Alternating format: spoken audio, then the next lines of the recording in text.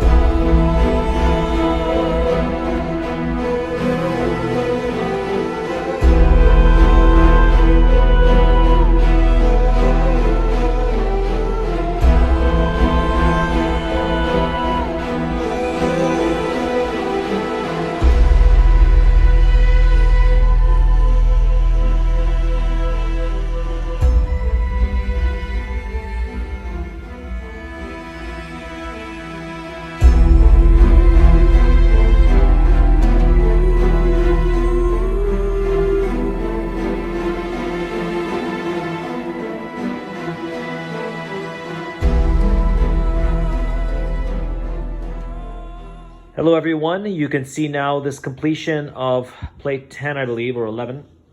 And this is the Isis progression, the mother. And we'll go through it quickly here so you can see this is the about a meter long. So you have 𝑓, basically the protective goddess for childbirth. And here you have Isis pregnant with me inside with childbirth and the papyrus plants of rejuvenation. She is sitting on a plinth basically for giving birth, which is very common you see in ancient practice. You have here Bes, who is a protector of children and household, wards off all the serpents and snakes, and has a knife here of protection. Now we move to the next progression of 𝓂, basically giving protection and making sure that Isis, who has given birth to me with the 𝓂 and power scepters underneath, life and the power, with me as a child, basically breastfeeding from her, and she is basically giving birth behind the marshes as she did with Horus. And then you have, of course, Amun over here, and he is basically giving life, and he is very well known to be a very prominent god. And again, the consort Mut is his wife. You should see up here, the mother, the protectress mother, Mut. Over here you have Isis once again, me as an adolescent, suckling again at her breast, being taken care of, and then as a full-grown adult, with Isis being led away as she takes the scepter of power, and more papyrus, of course, for rejuvenation, and a little bird hovering over there for detail. And that is the completion for this large part of the Isis devotion to her. And I'm going to be making another one, just a smaller one, but just a bigger devotion with her on the throne. But that's the Isis progression.